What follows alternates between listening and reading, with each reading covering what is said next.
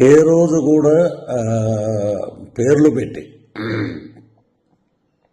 ఒక అతను నన్ను చాలా నీచంగా మాట్లాడాడు. ఎందుకంటే అతను స్థాయి అది, అతని వ్యక్తిత్వం అది.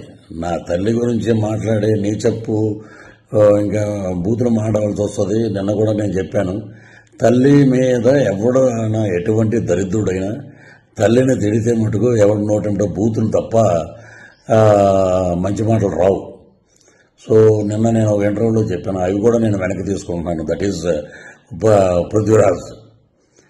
మా పార్టీ మాకు నేర్పినటువంటి క్రమశిక్షణ, నీతి, నిజాయితీ, అది మేము నేర్చుకుంది మా నాయకుడి దగ్గర.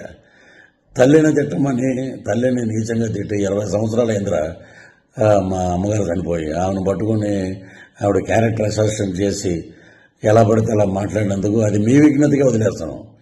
మీరు కూడా ఇలాగా వీడియో పెట్టండి, పృథ్వీరాజు గారి తల్లిని మేము తిట్టాం, మేము చెప్పుతో కొట్టుకుంటున్నాం, మేము దరిద్రులం,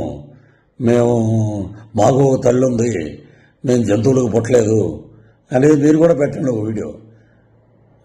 చాలా నీచంగా మాట్లాడారు, నా ఆరోగ్యం దెబ్బతిన్నట్టు చేశారు, నా ఇమేజ్ని దెబ్బతిని చేసిన ఒక ఎదవ ఉన్నాడు, వాడిని కూడా నేను వదిలిపెట్టను.